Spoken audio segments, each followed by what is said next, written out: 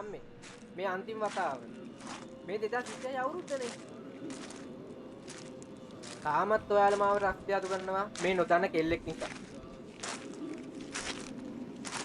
සඳහන් ගැලපෙන කිව්ව පළියට ආදරය කරන්න පුළුවන්ද? අඩුම ඔයාලා මට ඒ කෙල්ලගේ ෆොටෝ එකක් ඇත්තෙව්වද? නෑනේ.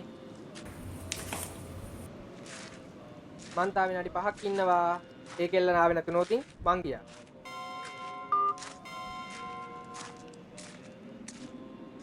තාත්තේ මම මේ පන්සලට ආවේ ඔයාගේ හිත රිද්දන්න බැරි නිසා විතරයි. හේන්දර ගැලපෙනවා කිව්වම මට hina යනවා. මම මේ බලන්න යන මිනිස්සයා ගොඩේක් වුණොත් මං එතනම දාලෙනවා. එච්චරයි.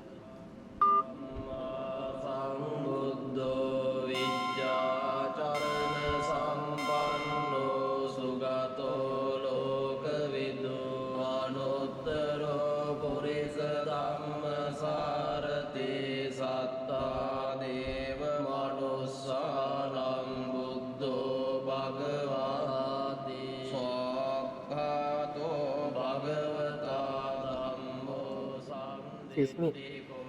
වතුර ටිකක් දෙන්න පුළුවන්ද? මොකද බැරි?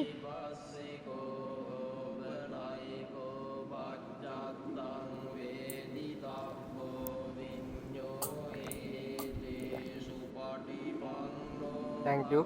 පුදුම රස්නයක් නේ තියෙන්නේ. ඕනේ. හවසට වහේ විස්සන්න.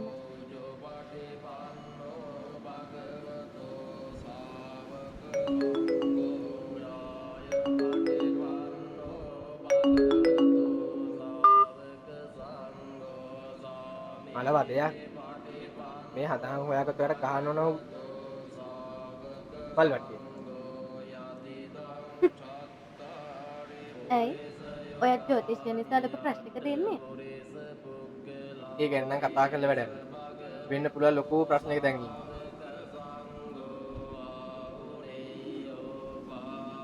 ඇයි? ඔයත් අම්මලා කියපු නිසා හඳහනක් ගලපිලා කෙල්ලෙක් බලන්න ආපු අහිංසකයෙක්ද? ඇයි ඔයත් ආවේ ඒකේ වැඩකටද? ඔව්. හැබැයි මම බලන්න ආපු මිනිස්සු නම් තාම නෑ. මං හිතන්නේ එයා පන්සලට එන්න පාරාවතක වෙච්ච බබෙක් වෙන්න. මම බලන්න ආපු කෙල්ලත් ඒ වගේ තමයි. සමහර විට පාරේ ඉන්න හැම කොල්ලෙක්ගේම රණ්ඩු වෙවි එනවා ඇති. ඒකයි මේ පරක්කු. මේ මතියට මේ මකුලේ වැස්ස. ඒක තමයිනේ. මගේ ලග්නේ තියෙන්නේ කම්මැලි සැමියෙක් ලැබේ කියලා. ඉතින් බලන්නකෝ මම බලන්න ආපු එක්කෙනා තාම නැත්තේ ඒකනේ. ඒක නෙමෙයි. ඔයා බලන්න එන එක්කෙනා පාරේ ඉන්න හැම කොල්ලෙක් එක්කම රණ්ඩු වෙනවා කිව්වේ? නෑ. එයා රාහු අටේලු. අපේ අම්ම නොකියුවට එහෙම අයගේ කට හරි සැර. අනිවාර්යෙන් මම බලන්න ආපු කෙල්ල දරුණු වෙන්න ඕන. පොඩ්ඩක් ඉන්න.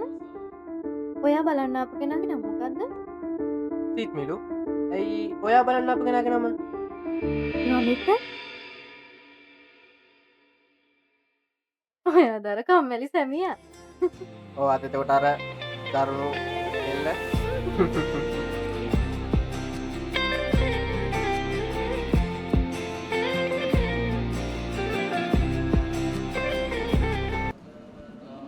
අනේ යාමේ මේ ආයෙ මෙහෙම නොදන්න කෙල්ල හම්බෙන්න ඉන්නේ කියලා මම මෙහෙම රස්තියතු කරන්න එපා.